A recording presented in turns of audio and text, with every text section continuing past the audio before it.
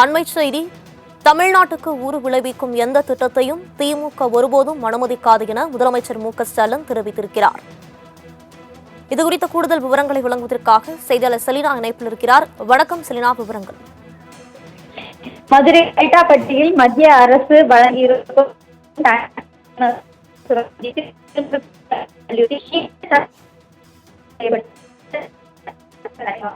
நிர்வாகத்தின் போது பல்வேறு கருத்துக்கள்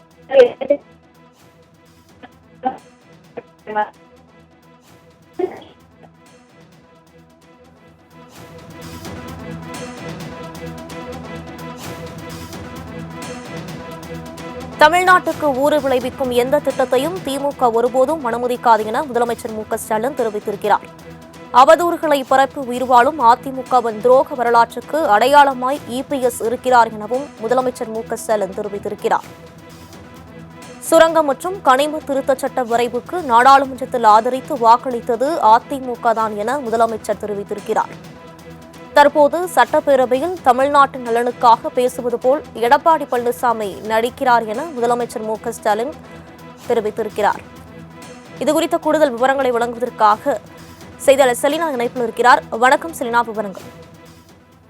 மதுரை அரிட்டாப்பட்டியில் குறிப்பாக மத்திய அரசு வழங்கியிருக்கும் டாங்ஸ்டன் கனிம சுரங்க அனுமதியை திரும்ப பெற வலியுறுத்தி இன்று சட்டப்பேரவையில் தீர்மானம் என்பது நிறைவேற்றப்பட்டது. தீர்மானத்தின் போது விவாதம் நடைபெற்றது. அந்த விவாதத்தில் அதிமுக எதிர்க்கட்சித் தலைவர் எடப்பாடி பழனிசாமி குறிப்பாக இது தொடர்பாக பல்வேறு கருத்துக்களை முன்வைத்திருந்தார். ஆரம்பத்திலேயே ஏன் இதனை எதிர்க்கவில்லை, 10 மாத காலமாக ஏன் அனுமதி காத்தார்கள் என்பது தொடர்பான பல்வேறு கேள்விகளை எழுப்பியிருந்தார். இந்த நிலையில் முதலமைச்சர் மு.க.ஸ்டாலின் தற்பொழுது தனது எக்ஸ் வலைதளத்தில் குறிப்பாக சுரங்கம் மற்றும் கனிம திருத்த சட்ட வரைவிற்கு நாடாளுமன்றத்தில் ஆதரித்து வாக்களித்துவிட்டு இப்போது சட்டப்பேரவையில் தமிழ்நாட்டின் நலனுக்காக பேசுவது போல நடிக்கும் எடப்பாடி பழனிசாமி அவதூறுகளை பரப்பி வருவதாகவும் அதே போல அதிமுகவின் துரோக வரலாற்றுக்கு அடையாளமாக இருப்பதாகவும் குறிப்பிட்டிருக்கிறார்.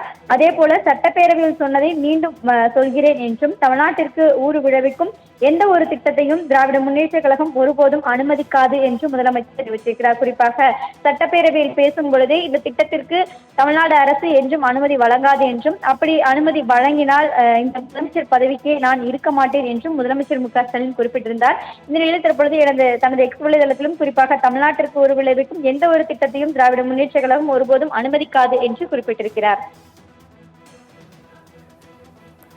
விரிவான விவரங்களுக்கு நன்றி செலினா.